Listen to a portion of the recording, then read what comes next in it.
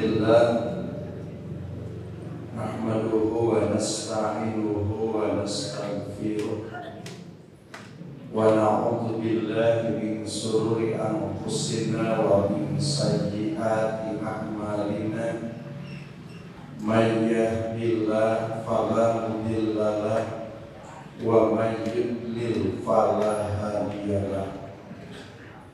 Asyhadu an la ilaha illallah wahdahu la syarika lah wa asyhadu anna Muhammadan abduhu wa rasuluh amma ba'du. Faqala Allah ta'ala fil Qur'anil Karim a'udzu billahi minasyaitonir rajim. Yuridullahu liyubayyina lakum wa yahdiyakum sunanal ladzina min qablikum wa yatuba 'alaikum wallahu 'alimun hakim. Yuridullahu an yatuba 'alaikum wa yuridul ladzina taba'us shahawat an tamilu mailan 'azima. Yuridullahu an yukhaffifa ankum wa khuliqal insanu dha'ifa. Al-Quran Surah An-Nisa ayat 28. Insyaallah itu yang dijadikan materi untuk di malam ini, yang tentunya ayat itu menunjukkan tentang masalah iradah Allah Subhanahu wa Ta'ala. Dan salah satu sifat Allah adalah memiliki iradah. Iradah kita terjemahkan adalah maksud atau tujuan. Ternyata maksud dan tujuan tidak hanya ada pada manusia. Justru yang paling utama ada pada Allah Subhanahu wa Ta'ala. Tapi kadang-kadang antara iradah Allah dengan iradah manusia itu tidak sama. Maka disinilah ketika ketidaksamaan iradah, maka yang benar adalah manusia mengikuti iradah Allah, dan mustahil Allah mengikuti iradah manusia. Kenapa? Karena kalau Allah memiliki iradah, maksud sebuah perkara, tentu tidak ada sesuatu yang salah, tidak ada sesuatu yang jelek. Tapi kadang manusia punya iradah dan tidak tahu apa yang bisa terjadi. Bisa saja iradah itu baik menurut dirinya, tapi belum tentu baik akibat dari iradah tersebut. Nah, oleh sebab itu maka disinilah kita mengikuti apa kira-kira iradah Allah dan untuk apa Allah memiliki iradah tersebut.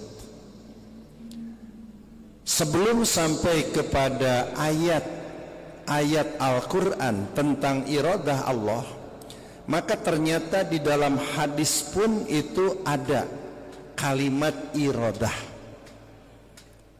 Contoh pertama di dalam riwayat At-Tirmidzi, yang kedua ada di dalam riwayat Muslim, ada juga di dalam riwayat Al-Bukhari.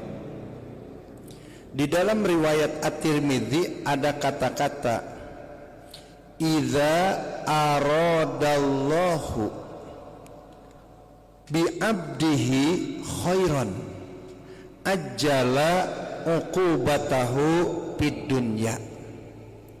Apabila Allah Subhanahu wa Ta'ala bermaksud untuk memberikan kebaikan kepada hambanya, maka ajjalallahu uqubatahu fid dunya, maka Allah akan menyegerakan bencana musibah terhadap hambanya di dunia. Jadi artinya bahwa ketika ada orang muslim yang ternyata disegerakan ada sanksi dari Allah dari sebuah perbuatan, maka disitulah Allah ingin memberikan sebuah kebaikan. Jadi ulah sieun lamun ku Allah segera diberi sanksi. Kenapa? Justru di situ Allah akan memberi kebaikan. Bahkan dalam lafaz yang selanjutnya, apabila Allah justru akan memberikan sebuah kejelekan, maka justru mereka diamankan dari kejelekan-kejelekannya.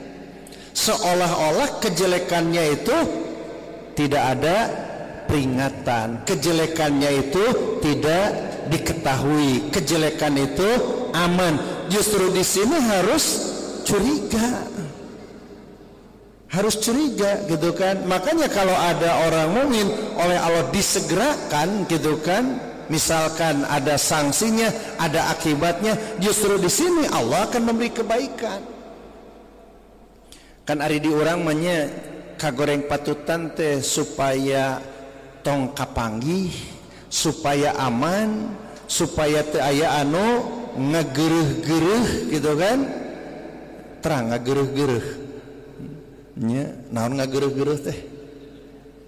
Ongkoh terang tapi duka kumaha nya. Nah, justru lamun aya jalma melakukan sebuah kejelekan, maka Allah membiarkan kejelekan itu bahkan bisa bertambah, maka itu adalah justru Allah ini tidak akan memberikan kebaikan.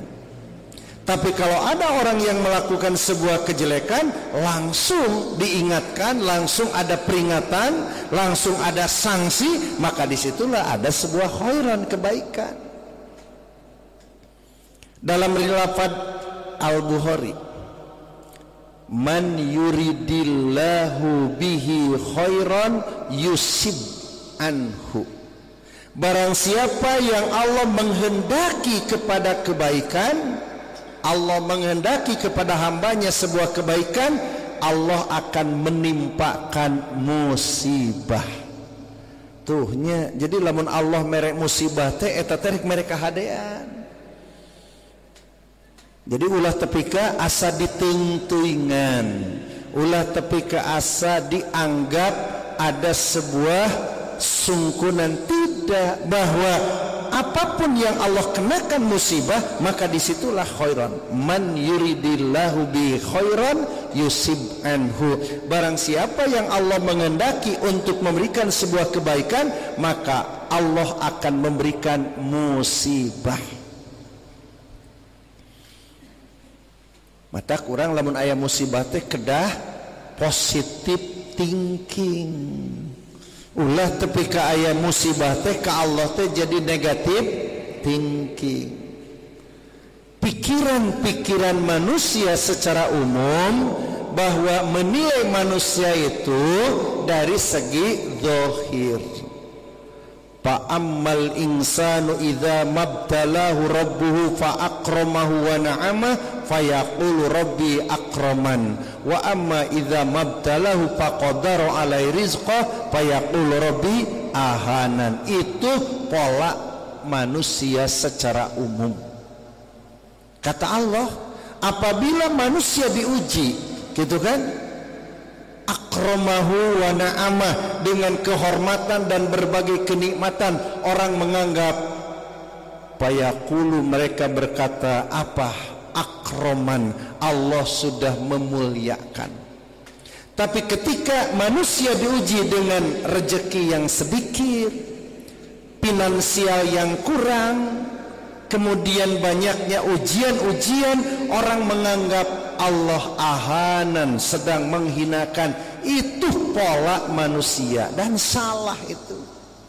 Kenapa? Karena Allah sudah mengungkapkan bahwa akroman, kemuliaan manusia bukan dilihat dari segi zahir, bukan dilihat dari segi casing, tapi yang disebut mulia menurut Allah adalah atqakum, ketika memiliki ketakwaan.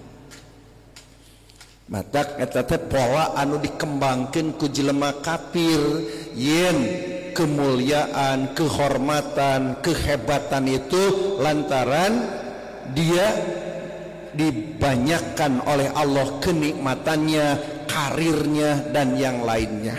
Orang menganggap dialah akroman, Allah sedang memuliakan. Tapi kalau diuji dengan kekurangan rezeki, diuji dengan persoalan-persoalan serba heret, serba kurang, orang menganggap ahanan dia sedang dihinakan. Itu pola orang kafir.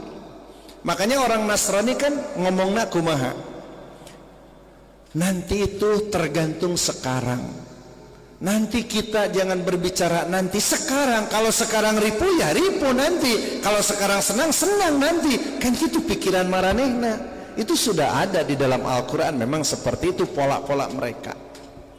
Nah, ini ada kalimat man yuridillah, barang siapa yang Allah bermaksud khairan, kebaikan, yusib anhu, Allah akan mengenakan musibah. Mata kira-kira ibu bapak yang paling banyak mendapatkan kebaikan dari Allah itu siapa? Siapa yang paling banyak mendapatkan kebaikan dari Allah? Ya, paling banyak mendapatkan kebaikan dari Allah adalah para nabi. Kenapa para nabi? Karena para nabi itu asyaddul bala, orang-orang yang paling berat ujiannya, orang-orang yang paling susah ujiannya. Oleh sebab itu, lantaran ujiannya bertumpuk, ujiannya berat, masalahnya berat, maka dia pasti mendapatkan sebuah khairan, kebaikan. Kan orang mah sudut kebaikan anak kumahnya, sudut pandang kebaikan anak gitu kan. Nah, makanya disinilah tidak ada orang yang paling banyak mendapatkan kebaikan kecuali para nabi. Kenapa? Karena para nabi itu asyadul bala, orang yang paling berat mendapatkan ujian. Nabi sampai pernah berkata, ada satu saja ujian yang dikenakan kepada nabi terus dikenakan kepada umatnya, yakin tidak akan mampu. Kenapa? Karena ujian itu akan disesuaikan dengan kemampuan. Ya, ibu-ibu semuanya dapat ujian tidak dari Allah? Bapak-bapak? Pasti. Latublawunna, dalilna pasti kan? Dengan nun taukid itu kan, latublawunna pasti. Allah itu akan menguji dengan apa? Dengan al-khair, dengan kebaikan dan asdar, dan dengan kejelekan. Untuk apa? Justru di sini Allah sengaja menguji setiap manusia. Untuk apa? Ayyukum ahsanu amala, siapa yang lebih baik amalnya. Kan begitu. Dah beda bu, pak, antara orang sedang diuji dan sedang tidak diuji. Beda, geura batinna deket jeung Allah. Ibu pernah sakit? Pernah. Pernah sehat? Eukeur. Pernah sehat? Pernah. Pernah sakit? Pernah. Cing kira-kira jeung Allah deket keur sakit, deket keur sehat?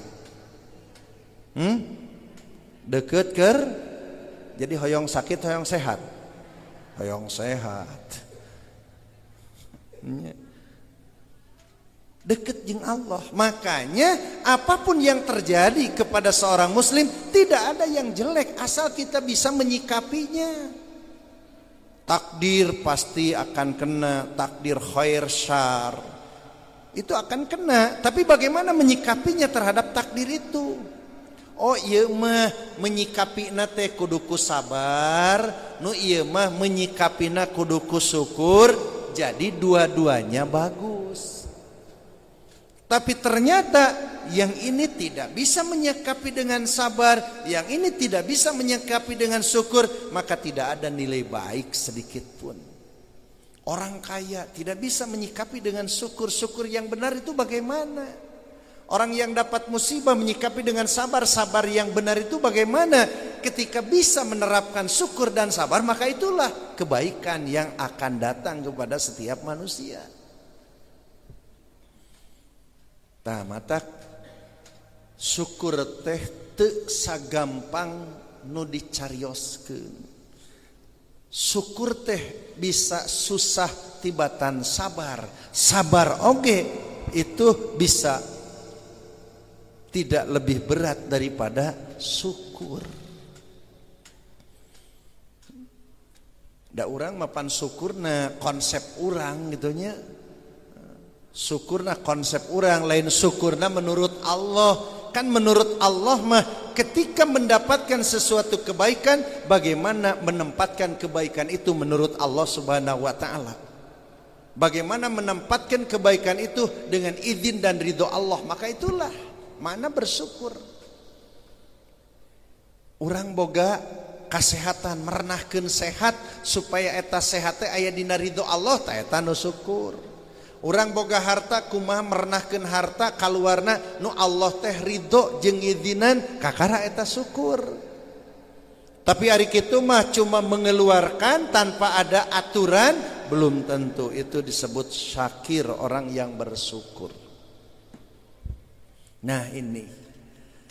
Bahkan ada lagi lafaz yang lain, kata-katanya man ahabba ala qaumin ibtalah.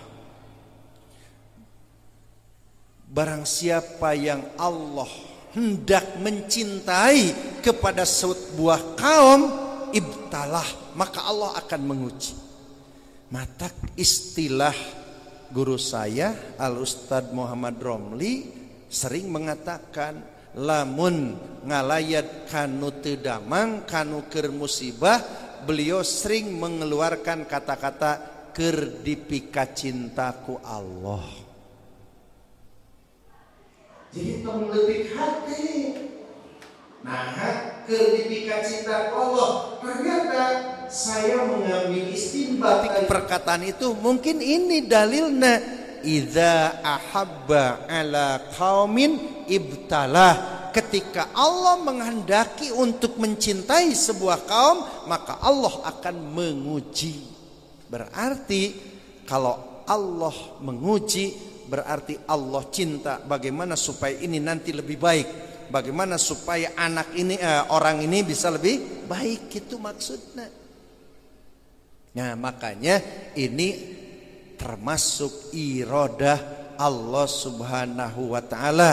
Mendapatkan kesenangan itu iradah Allah, mendapatkan kesusahan memang itu iradah Allah Subhanahu wa ta'ala. Jelek tidak? Tidak ada yang jelek kalau kita bisa menyikapi terhadap iradah itu. Nah di dalam ayat Al-Quran tadi disebutkan iradah-iradah Allah itu ternyata ada beberapa. Satu, Allah itu memiliki iradah liyubayyina lakum. Yang kedua, Allah memiliki iradah liyahdiyakum sunana man kana qablakum. Yang ketiga, Allah memiliki iradah an yatuba. Dan yang keempat, Allah memiliki iradah an yukhaffifa, meringankan. Ini adalah iradah-iradah Allah. Allah ini bermaksud liyubayyina lakum, untuk menjelaskan kepada kalian. Apa yang dijelaskan oleh Allah itu? Tentu yang dijelaskan oleh Allah adalah al-halalu wal haramu, persoalan-persoalan yang halal dan persoalan-persoalan yang haram. Makanya hukum tentang ini halal ini haram semuanya ma fi kitabih, sesuatu yang ada dalam kitab Allah. Jangan kita berani menghukumi sesuatu haram tanpa ada petunjuk dari Allah, menghukumi sesuatu halal tanpa petunjuk dari Allah. Kenapa? Al halalu ma ahalallahu fi kitabih, al haramu ma harramallahu fi kitabih. Yang halal Allah halalkan dalam kitabnya, yang haram Allah haramkan dalam kitabnya. Jadi tong nyararieun hukum sorangan tentang halal jeung haram. Kajaba lamun halal jeung haramna ceuk urang Arab. Kumaha halal jeung haram jeung urang Arab? Ibu-ibu, bapak kalau datang ke pasar korma, kemudian ada si pedagang itu halal didinya mah menang di asaan. Tapi aya tah pas begitu aya korma anu mahal langsung haram haji.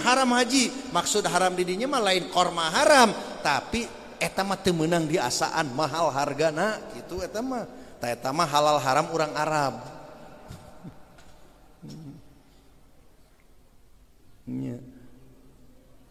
Jadi halal yang dimaksud dengan hukum taklifi, haram yang dimaksud dengan hukum taklifi itu mapi kitabih nu aya dina kitab-kitabna, tong make jeung narambahan atuh.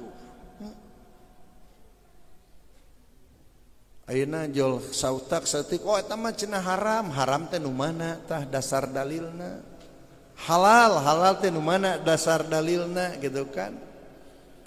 Walaupun ada sesuatu yang tidak secara nas qat'iyah dilalah atau dilalah qat'iyah, kalaupun tidak secara dilalah qat'iyah ataupun tidak secara nas atau tidak secara mantuk, maka ada ranah ijtihad, dan ranah ijtihad pun tetap kudu berdasarkan Al-Quran dan As-Sunnah. Teu bisa ijtihad tidak ada landasan dalilnya. Makanya para ulama usul kan menyebutkan tentang ijtihad itu badlul wus'i fi nailil hukmi syar'i bitariqatil istinbat minal kitabi was sunnah. Kan ada kata-kata minal kitabi was sunnah. Naon tah badlul wus'i teh? Mencurahkan segala kemampuan untuk mendapatkan keputusan hukum syar'i dengan cara mengambil dari dalil Quran dan Sunnah. Jadi kalaupun ada hukum memang ini tidak secara dilalah qat'iyah, tidak secara mantuk atau tidak secara nas, maka ada ranah ijtihad, tapi ranah ijtihad oge ulah kaluar tina dalil Al-Quran dan As-Sunnah. Matak mana nu jadi dasar dalilna? Nah makanya urang mah cara memutuskan keputusan hukum teh bukan mengecilkan para ulama yang masyhur, bukan tidak menggunakan fikih para ulama, tapi kita bagaimana cara memutuskan hukum itu para ulama tertentu. Misal ada keputusan ini dalam mazhab Syafi'i, kita ini harus mengetahui alasannya apa Imam As-Syafi'i memutuskan keputusan itu. Apa alasan Imam Maliki, apa alasan Imam Hanafi. Nah itulah, tidak kita dididik pokona asal aya kaol langsung diterei buleud tanpa apa landasan dasar dalilna. Tah teu dididik saperti kitu urang mah. Kan kalau misalkan pikirannya berdasarkan kaol, kan kaol mah banyak atuh. Jadi orang rek kaol teh kaol nu mana? Da kaol teh banyak. Coba urusan-urusan satu bahasan ternyata banyak pan dalam kitab kila rek nu mana ta eta teh kira-kira. Lamun teh mah berdasarkan mazhab berarti ada mazhab yang tidak diikuti, ada mazhab yang diikuti. Naon landasanana mengikuti dan tidak mengikuti, kan kudu begitu. Naon landasanana? Makanya kalau kita bicara tentang masalah mazhab, kira-kira ari Imam Syafi'i mazhabnya apa? Karena pada waktu itu sudah ada mazhab Hanafi. Kira-kira tah mazhabna sah Imam Syafi'i, da geus aya mazhab Hanafi. Ari Imam Hanafi mazhabna saha? Da can aya mazhab waktu itu nya. Nah, makanya disinilah bahwa keputusan hukum itu kita tetap mapi kitabih, hukum kudu aya nu dina Quran sunnah. Adapun tidak ada yang nas, ada ranah ijtihad, tapi harus berdasarkan Al-Quran dan As-Sunnah. Imam Al-Bukhari mencatat hadis dari Nu'man bin Bashir yang hadisnya sudah populer, terkenal. Al-halalu bayyinun wal haram bayyinun wa bainahuma mushtabihat la ya'lamuha katsirun minan nas. Nabi bersabda, yang halal sudah jelas, yang haram sudah jelas. Tapi awas, di antara halal dan haram ada yang subhat. Kebanyakan orang tidak mengerti tentang subhat. Itu kata-katanya, la ya'lamuha katsirun minanas. Kebanyakan orang tidak paham terhadap subhat. Tapi lanjutannya, paman waqa'a fis subuhat faqad waqa'a fil haram. Siapa saja yang jatuh kepada yang subhat, sungguh dia kena terhadap haram. Pamanittaqos subuhat, siapa yang hati-hati terhadap subhat, faqad istabro'a lidini wa irdihi, dia sudah terpelihara kehormatan dan agamanya. Cing kira-kira ku dalil eta ari subhat kudu di deketan, kudu di jauhan. Harus dijauhi, harus didekati.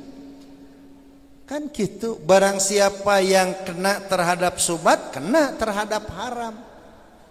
Jadi ulah dianggap enteng atuh nu subhat teh. Keun baelah subhat ieu teu ngarti.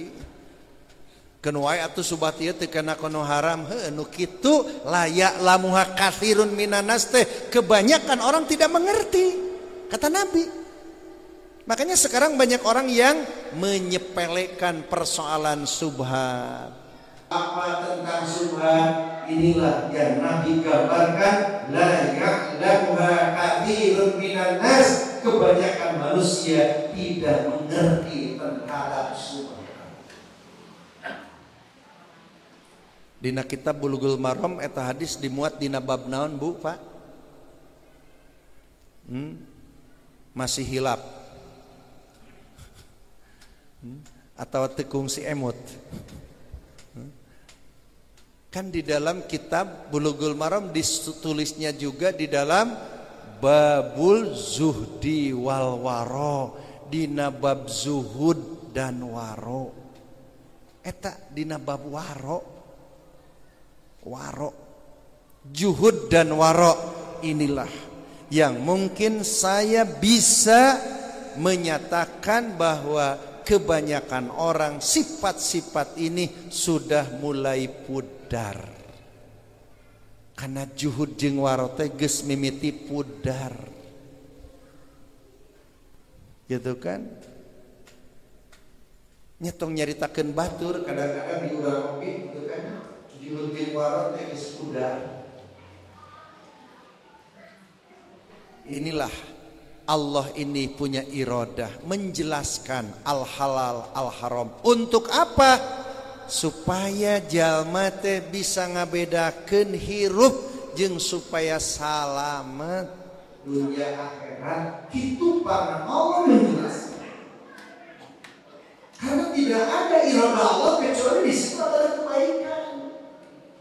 Makanya dituntut manusia itu selalu bisa membeda-bedakan nu halal, nu haram, hak batil, gitu kan?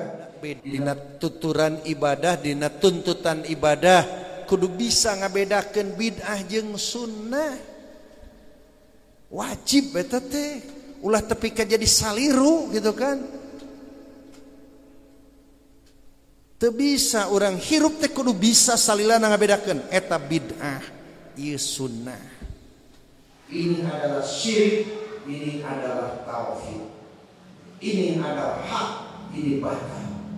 Ini adalah syirik dan harus begitu. Kenapa? Karena justru Quran disebut Al-Furqan karena isinya sengaja untuk membeda-bedakan. Jadi kudu ngabeda-bedakeun teh lamun rek iman kana Quran, ulah disarwa-sarwakeun. Ieu mah hampir ayeuna teh hayu disarwa-sarwakeun. Lalaki jeung awewe aya mah geus disarwakeun. Justru Quran mah geus ngabedakeun kan nya. Pikiran jelema ayeuna tepi ka tong boromah hak jeung batal. Gitu kan, tepi ka gender oge disarwakeun. Pan geus nyata ku Allah teh dibedakeun nya. Laitsaz zakaru kal unsa, ieu mah der kudu sarua. Kumaha tuh ieu teh? Hukum waris dibedakeun kudu sarua. Nya. Riba jeung jual beli dibedakeun kudu sarua. Aduh, ieu teh kumaha nya? Ayeuna teh geus loba jalma anu memang riba jadi kumaha carana supaya teu dipandang riba. Eta teh geus muncul pikiran-pikiran nu kitu teh tiba heula keneh. Tibabah heula. Eta teh Quran teh geus nyebutkeun nya bahwa jual beli dan riba itu hampir sama. Innamal bai'u mislur riba, misil seperti. Tapi dina hukum nahabat beda. Ahalallahul bai' wa haramar riba. Tuhnya berarti lamun teu bener-bener apik takwa hese ngabedakeun riba jeung jual beli teh. Komo keur jalma-jalma anu haelah mah loba alasan. Lain riba cenah eta mah. Hitung-hitung mere jasa, cinta. Nah, mere jasa ditangtukeun. Tuluy lamun teh mah teu kabayar, nah bet nambahan dunya. Alasan. Ini liyubayina, Allah teh sengaja menjelaskan dalam Al-Qur'an, dalam sunnah antara halal haram. Geus beres, Bu. Mana deui anu teu jelas? Ngan eta kalolobaanana aya nu teu ngarti kana subhat. Kebanyakan saya yakin orang-orang yang tidak memiliki waro, yang di atasnya tidak memiliki ketakwaan, kana subhat teh pangabeukina. Da kana haram meureun teu tega kitu nya. Ngan kana subhat pangabeukina, lamun jalma-jalma nu teu ngamiliki waro jeung ketakwaan. Ya. Silakan. Orang-orang yang tidak memiliki waro, orang-orang yang tidak memiliki ketakwaan kana subhat teh karesepna. Da kana haramah karena subhat mah geus sieun gitu kan, teu ngamiliki waro, teu ngamiliki katakwaan. Tapi nu ngamiliki waro jeung katakwaan mah subhat oge dianggapna haram. Naon sababna? Kan hayang ngajaga agama jeung kehormatanana.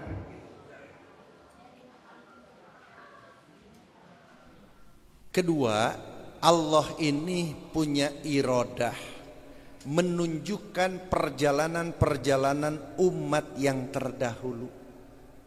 Jadi Allah teh sengaja dalam Al-Quran terus mengkisahkan umat-umat yang terdahulu. Karena Quran kitab yang terakhir, maka di dalam Al-Quran oleh Allah terus disebut-sebut tentang kisah-kisah umat terdahulu. Bahkan kalau saya baca hampir semua surat itu ada pembahasan tentang kisah umat yang terdahulu. Tentang kisah kaum Ad, kaum Samud, kaum Al-Aika, Fir'aun, kaum Nuh, terus diulang-ulang oleh Allah. Kunaon tah ku Allah teh diulang-ulang sing jadi pelajaran, sing jadi kahadean tah keur umat Rasulullah. Makanya di dalam surat Al-Ankabut itu kan ya, sampai Allah menegaskan wa kullan akhadnahu bidzanbih. Semuanya Allah kenakan azab, siksa dengan sebab dosa-dosanya. Tuhnya, jadi siksa teh Allah kenakan dilantarankan dosa. Bagaimana azab yang Allah tibankan? Ada arsalna soihah, Allah kirim soihah. Naon soihah? Ya, bisa diterjemahkan semacam guntur, kemudian bisa juga petir, hujan, wah banyak. Allah kenakan hasiban, ya hujan batu. Ada juga Allah kenakan yaitu agrokna, ditenggelamkan. Ada juga Allah sebutkan khosabna fil ardi, dimasukkan ke bumi itu. Dalam ayat yang lain Allah akan menurunkan azab dari atas dan dari bawah. Kata tadi diterangkan kaum ieu mah ieu siksana, kaum ieu mah ieu siksana, kaum ieu mah ieu siksana. Tinggal naon sabab-sababna. Tapi secara umum akibat siksa yang terjadi kadzabu bi ayatina, secara umum Allah menyebutkan dengan sebab mendustakan ayat-ayat kami.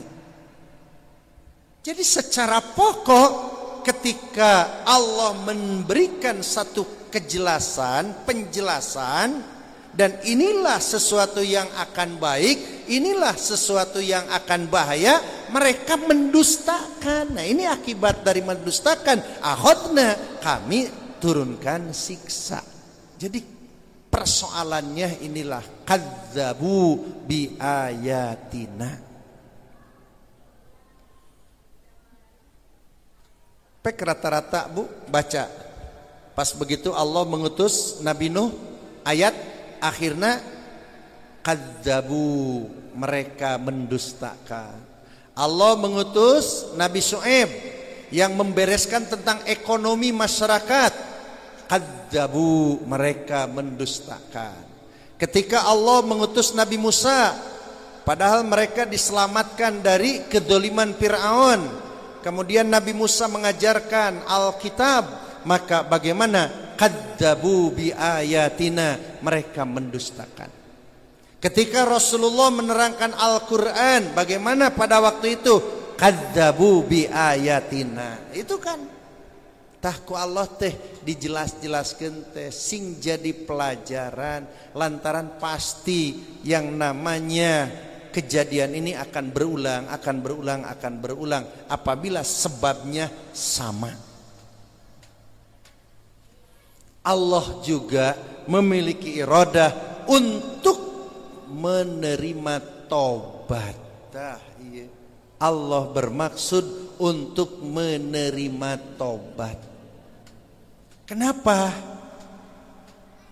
Karena disinilah ada sebuah perjanjian. Setan berjanji, Janjinya apa?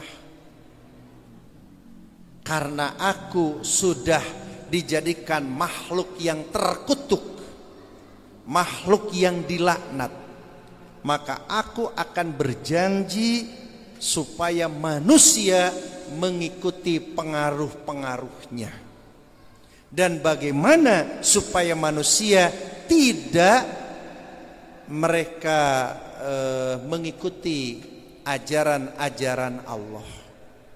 Maka ketika janji setan ini, selama manusia hidup, selama darahnya mengalir, maka aku akan terus merusak, memalingkan, mengajak, membisikkan untuk selalu mereka kufur, untuk selalu mereka menolak, bermaksiat. Maka disinilah Allah Subhanahu wa ta'ala menyatakan, kalau kamu terus menerus mengganggu dan merusak manusia, maka Allah menjanjikan selama manusia hidup, aku akan membukakan pintu tobat. Jadi badai dosa saageng kumaha wae oge, Allah mah gaduh maksad pikeun ngahampura. Ngan lolobana jalma teu nyadar jeung teu hayang menta hampura. Maksudna naon? Banyak orang yang justru dia sudah melakukan kejelekan, kesalahan, malah justru membela, bukan merubah. Ya. Ada sebuah kisah yang hebat, Bu, contoh tobat dimana contoh tobat. Ada seorang istri yang datang kepada Rasulullah. Kemudian istri itu langsung berkata, "Iqdi bi kitabillah." Rasulullah, putuskan aku dengan hukum Allah. Putuskan aku dengan kitabullah. Kata Nabi, apa dosamu sampai kamu meminta untuk diputuskan dengan hukum Allah? Maka si perempuan itu dia mengatakan, aku hamil di luar nikah. Tuhnya, aku hamil di luar nikah. Maka karena perempuan ini mengaku perempuan ini memang ada bukti kehamilan di luar nikah, maka Nabi memutuskan, coba panggil keluarga kamu. Maka dipanggil. Dan Nabi menerangkan bahwa perempuan ini ingin dihukumi dengan kitabullah karena dia berdosa, ingin tobat kepada Allah. Maka kata si keluarganya, lantas kami mau apa dipanggil? Kata Nabi, keluarga ini harus semuanya menjaga atas perempuan ini sampai melahirkan. Maka dijaga oleh keluarganya dan sampai melahirkan. Dan setelah melahirkan, kata Nabi, bawa lagi perempuan ini ke sini. Yang kemudian si perempuan itu melahirkan, selamat bayinya. Kemudian setelah itu dibawa kepada Rasulullah dan dipasrahkan untuk dihukumi dengan kitabullah. Dan perempuan itu dihukum rajam, meninggal. Kemudian setelah meninggal, maka Rasulullah menyolatkan. Umar berkata, ya Rasulullah, kenapa kau menyolatkan pezina? Maka Nabi menjawab, siapa yang lebih baik daripada perempuan ini? Dia berbuat dosa, tapi dia bertobat kepada Allah Subhanahu wa ta'ala dari perbuatan dosa itu. Kan luar biasa. Maka manusia itu tobatnya korupsi, tapi kudu dibalikkan. Kudu nanti datang, kudu kan. Iqdi bi kitabillah, hukumi kami dengan kitabullah. Tobat lantaran geus aki-aki geus ini masih kene maling. Tobat. Malingna naon? Anu pikeun beres. Sok hukuman. Berdasarkan hukum Allah, selama tete dosa mana saja jauhnya. Datang, ikti kita Alhamdulillah hubungan dengan kitabullah banyak ya. Tapi kan di sana rumputkeun tuluy tayangan advokasi dengan pengacara yang andal gitu kan. Lumayan gitu kan, korupsi 10 miliar maya beunang tas setengahna aman kok gak sesak euy. Kenapa? Karena mereka itu tidak ada rasa takut dengan hukum Allah nanti di yaumul akhir. Nah inilah. Padahal Allah ini membukakan pintu tobat. Rasulullah SAW pernah merasa prihatin terhadap umatnya. Siapa kira-kira umat yang selamat nanti di yaumul akhir? Maka Nabi merasa prihatin terhadap umatnya. Maka Allah menurunkan ayat Al-Quran surat An-Nisa. Man ya'mal su'an aw yazlim nafsah summa yastaghfirillah yajid lahu ghafuran rahimah. Reg Nabi turun ayat itu. Nabi merasa prihatin, Nabi merasa sedih. Siapa umatnya yang selamat nanti di yaumul akhir? Maka Allah menurunkan ayat bahwa barang siapa yang melakukan kejelekan, au yazlim nafsah, atau mendolimi diri sendiri, supaya astagfirullah, kemudian istighfar kepada Allah, bertobat kepada Allah, yajid lahu ghafuran rahimah, pasti kamu akan mendapatkan Allah itu maha lautan hampura. Allah itu maha pengampun dan Allah itu maha penyayang. Berarti kuncinya bukan tidak ada manusia yang tidak yang tidak yazlim nafsah, tapi dengan ayat ini satu ketenangan kalau umatnya itu yastaghfirillah, istighfar kepada Allah, yatubu, bertaubat kepada Allah Subhanahu wa taala. Inilah iradah Allah yang ada dalam surat An-Nisa. Ada satu lagi iradah Allah dan insya Allah kita sampaikan setelah sholat isya. Sekian, Rabbana atina fid dunya hasanah wa fil akhirati hasanah wa qina adzabannar. Assalamualaikum warahmatullahi wabarakatuh. Ya, melanjutkan dari bahasan yang tadi, pada ayat berikutnya, yuridullah an yukhaffifa ankum wa khuliqal insanu dha'ifa. Allah bermaksud untuk memberikan keringanan-keringanan, memberikan takhfif. Artinya bahwa setiap azimah itu Allah memberikan rukhsah. Secara bentuk perintahnya pasti perintah yang ideal, tapi dalam prakteknya Allah Maha Tahu, tidak akan semua manusia bisa. Oleh sebab itu maka di situ adanya tahfif, adanya keringanan. Di dalam Al-Quran ada sebuah ayat yang menegaskan, ya ayyuhalladzina amanu ittaqullaha haqqa tuqatih. Wahai orang-orang yang beriman, bertakwalah dengan sebenar-benar takwa. Kira-kira perintah ini bisa dijalankan tidak? Wahai orang-orang yang beriman, bertakwalah kepada Allah dengan sebenar-benar takwa. Nah, tentu di sini tidak akan semua bisa menjalankan haqqa tuqatih.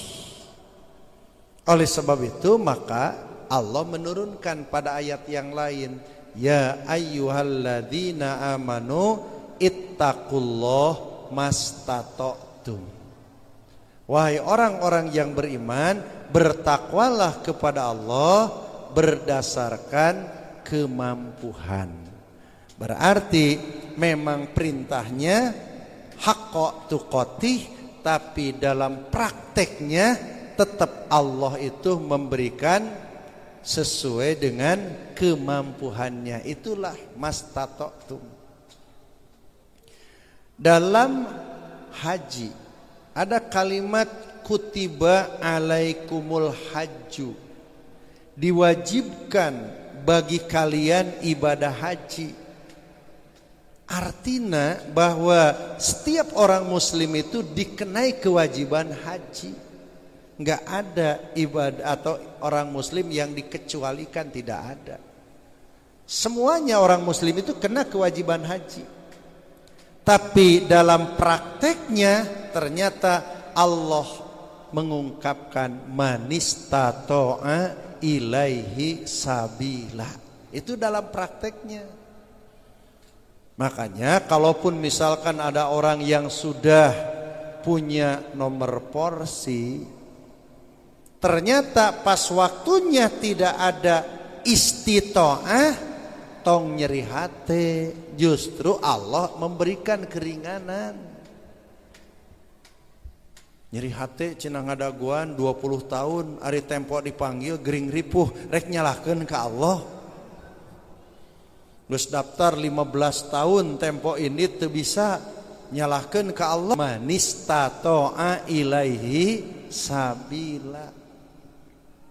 Istata'a ilaihi sabila. Mata aya jalan putus asa, mau kabuluh daftar haji ayeuna matunya langsung kan nyebutkeun moal kabuluh. Terus angna saha nu ngatur umur, saha nu ngatur kondisi. Tapi yang jelas ketika dia sudah menjalankan perintah berarti sudah beres. Adapun pelaksanaan Allah memberikan kemampuan. Kan sok aya jalmanya anu daftar 15 tahun tempo waktuna kalaka ka rumah sakit eta nyeri hatena gitu kan. Didago-dago tiba heula cenah. Ari tempo ini teu bisa cing teh kan Allah yang mengatur. Makanya ada kalimat manistata'a ilaihi sabila. Tah kamari teh Bu Pak anu riweuh ibadah haji teh eta teh istitoahna tidak standar Saudi. Jadi kita yang harusnya dia tidak lolos diloloskan. Di ditu loba masalah. Kenapa diloloskan? Lantaran di urang mah hese ngabendungna. Cek paribasa kan bae lah paeh di ditu oge gitulah.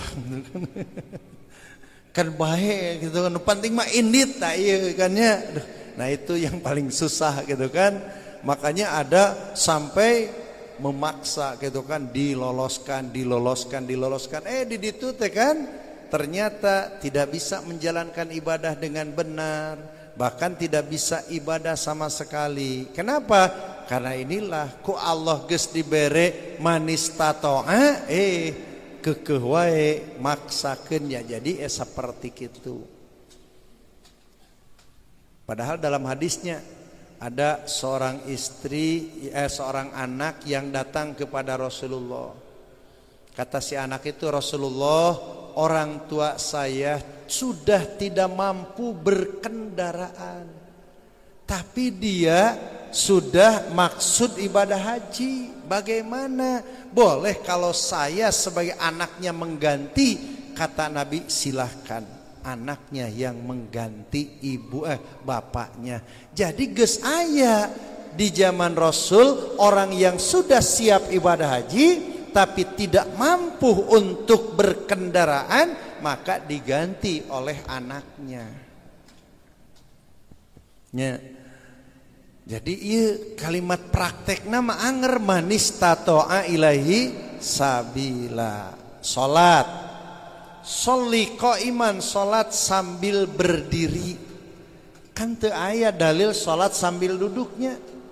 Salat mah disuruh sambil berdiri, tapi dina praktekna bagaimana untuk orang seperti ini tidak ada kemampuan untuk berdiri, Allah menyuruh pakoidan sambil duduk. Nah ini teh yukhaffifu ku Allah diberi keringanan.